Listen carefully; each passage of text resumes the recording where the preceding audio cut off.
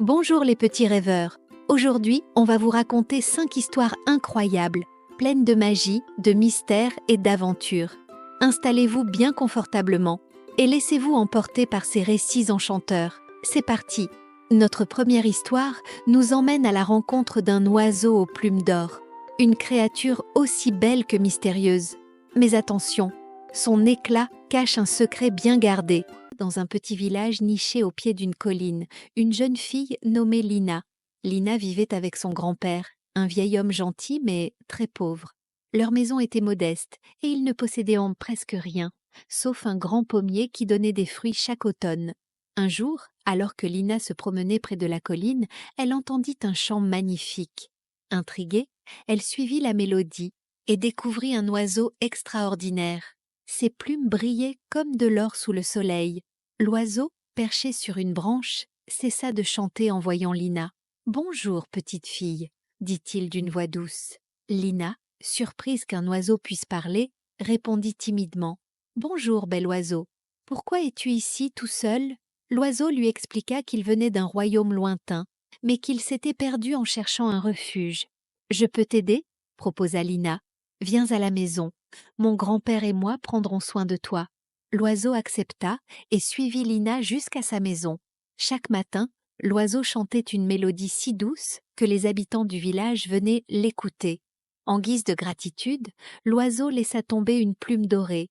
Lina et son grand-père, étonnés, découvrirent que la plume était en or véritable. Grâce à cette plume, ils purent acheter de la nourriture et réparer leur maison. Mais Lina, bien que reconnaissante, refusa d'exploiter l'oiseau. « Nous ne devons pas le garder ici pour son or, il mérite d'être libre, » dit-elle à son grand-père. Cependant, la rumeur de l'oiseau aux plumes d'or se propagea dans tout le village.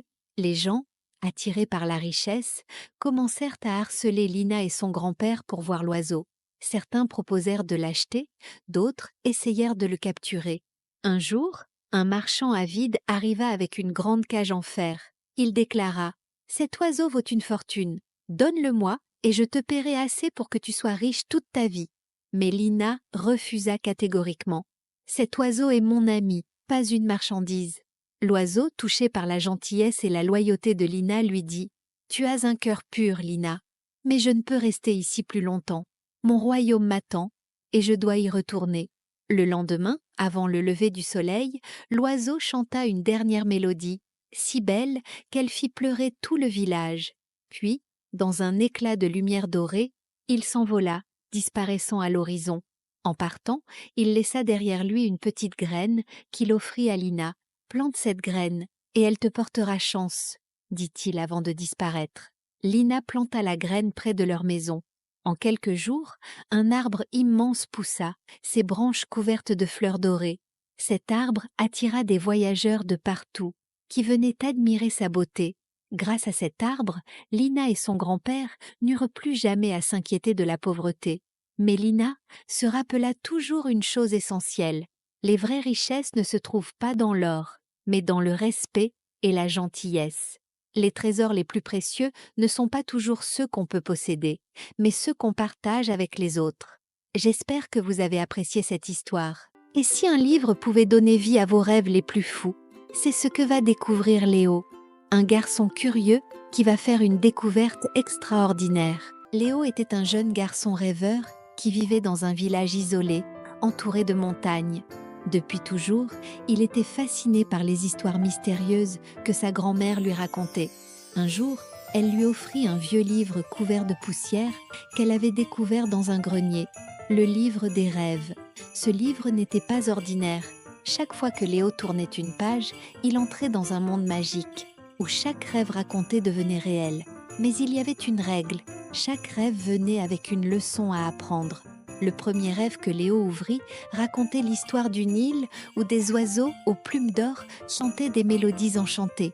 Léo se retrouva sur cette île, entouré d'oiseaux magnifiques.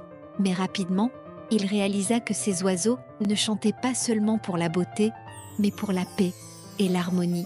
Le problème était que l'île devenait de plus en plus désordonnée à mesure que des étrangers avides cherchaient à capturer ces oiseaux pour leur richesse. Léo comprit que le véritable trésor n'était pas dans les plumes d'or, mais dans la musique et la solidarité. Dans le second rêve, Léo entra dans un jardin rempli de fleurs éclatantes et d'arbres gigantesques. Mais ce jardin était en danger à cause du manque d'attention des habitants. Le sol devenait aride et les plantes se fanaient peu à peu. Léo découvrit que pour sauver le jardin, il devait prendre soin de chaque fleur et arbre avec patience et dévouement. Chaque jour, il arrosait, nettoyait et partageait ses histoires avec les plantes, leur redonnant vie. Dans le troisième rêve, Léo arriva à une montagne où tout était couvert de sable doré. Cependant, les habitants de cette montagne perdaient leur mémoire, oubliant leurs traditions et leur histoire.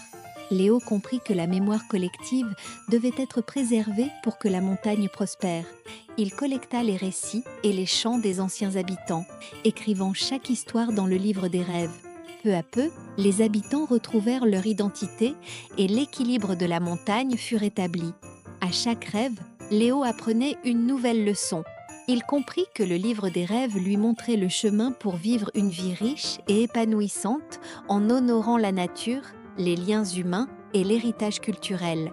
À son retour dans le monde réel, Léo partagea ses découvertes avec son village. Grâce à son amour pour les rêves, les habitants commencèrent à vivre en harmonie avec leur environnement et leur histoire. Chaque rêve cache une leçon précieuse pour ceux qui savent écouter. J'espère que vous avez apprécié cette histoire. La rivière murmure des secrets anciens, mais qui osera écouter ces messages? Plongeons dans cette nouvelle aventure pour percer le secret de la rivière enchantée. Il y a bien longtemps, dans un village niché au pied d'une montagne, coulait une rivière si claire qu'elle brillait sous le soleil comme de l'argent liquide. Les habitants l'appelaient la rivière argentée. Cette rivière était la source de vie du village. Elle abreuvait les animaux, irriguait les champs et offrait une eau pure aux villageois. Mais une légende entourait cette rivière.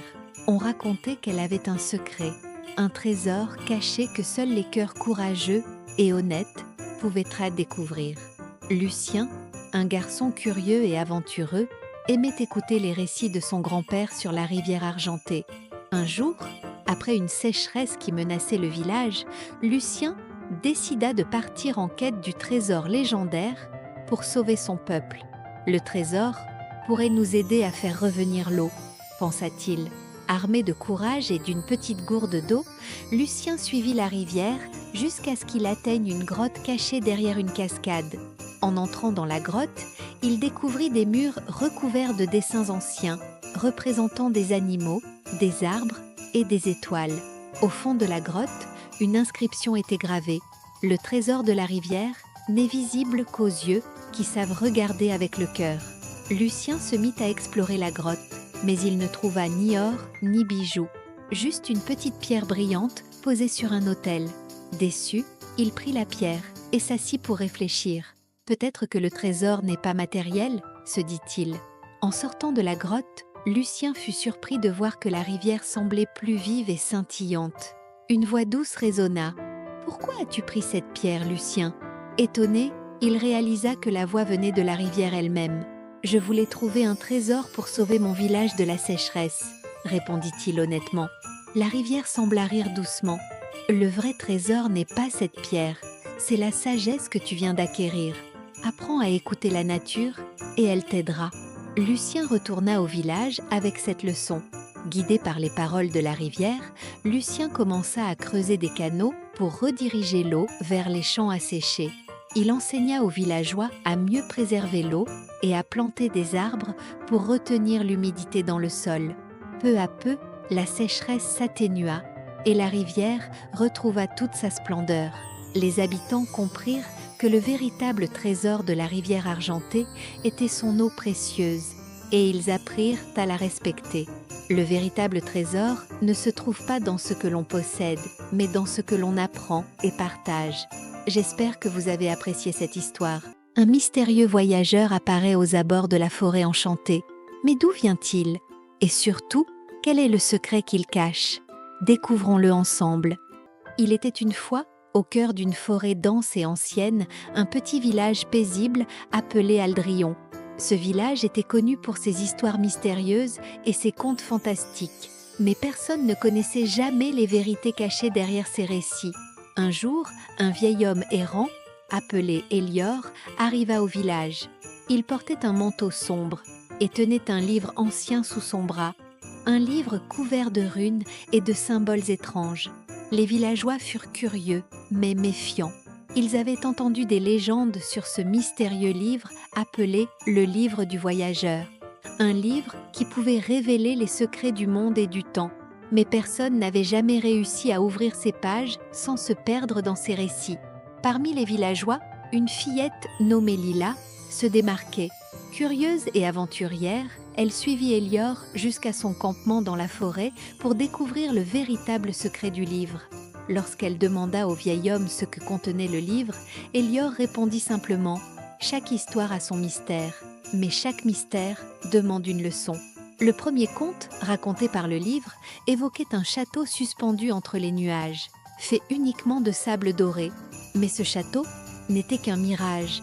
Chaque jour, son sable se délitait, laissant les rêves de ses habitants s'effacer peu à peu. Lila comprit que pour garder le château vivant, il fallait protéger les rêves des habitants. Le second récit parlait d'une rivière qui coulait lentement mais lumineusement à travers une vallée sombre. Les villageois venaient y puiser la lumière pour éclairer leur nuit. Mais un jour, la rivière commença à s'assécher. Lila découvrit que la rivière avait besoin d'histoire pour continuer à briller. Chaque conte raconté à ses rives redonnait de la vie à l'eau. Enfin, le dernier conte parlait d'un jardin où les ombres avaient très pris vie et s'emparaient des espoirs des habitants. Lila fut guidée par les ombres pour comprendre qu'elles n'étaient que des échos de la peur et du doute. Elle apprit que le jardin pouvait retrouver la clarté si chacun cessait de craindre l'inconnu. À la fin de son apprentissage, Lila comprit que le livre du voyageur n'était pas simplement un livre, mais un guide pour vivre une vie riche en leçons et en partage. Chaque histoire lui avait appris une nouvelle façon de voir le monde, comme un lieu où chaque mystère est une opportunité d'apprentissage. Les villageois adoptèrent les enseignements d'Elior et de Lila, et la forêt enchantée retrouva sa sérénité. Le livre devint une légende, son pouvoir transmis de génération en génération comme un trésor de sagesse. Chaque histoire cache une clé pour comprendre la vie. J'espère que vous avez apprécié cette histoire. Et si un simple puits pouvait exaucer vos vœux les plus chers, c'est ce que va découvrir une jeune fille dans cette histoire pleine d'espoir et de magie. Il était une fois, dans un petit village entouré de montagnes, une jeune fille nommée Héloïse. Elle vivait modestement avec sa mère, une couturière qui travaillait jour et nuit pour subvenir à leurs besoins. Bien qu'Héloïse fût pauvre, elle avait un cœur généreux et un sourire qui illuminait la journée de quiconque la croisait. Un matin, alors qu'elle allait chercher de l'eau à la source, Héloïse découvrit un puits qu'elle n'avait jamais remarqué auparavant. La pierre du puits brillait sous le soleil et sur son bord était gravée une inscription « Fais un vœu sincère et ton cœur sera exaucé ». Intriguée, Héloïse s'approcha et murmura « Je voudrais que ma mère n'ait plus à travailler si dur ». Elle laissa tomber une petite pierre dans le puits.